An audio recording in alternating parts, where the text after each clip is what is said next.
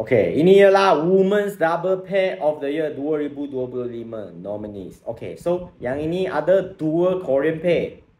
Baek Hana, Lee So Hee, Kim Hye Jung, Kong Hee Young masuk. Dan juga China punya Liu Shengshu, Tan Nim. Dan juga kita punya Malaysia pair, Perlitan dan Tina. Okay, so untuk ini I berasa China pair boleh dapat lah. Untuk prediction saya ialah sebab Liu Shengshu dan Tan Ning dia dapat World Champion dan juga I think ada dua Super 1000 Champion.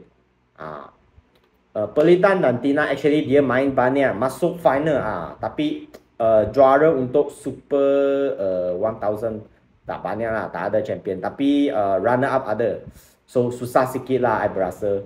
Dan Korea punya consistent tapi tak main baik macam China, so I berasa Liu Shengshu Tan ni boleh dapat best women's pair of the year.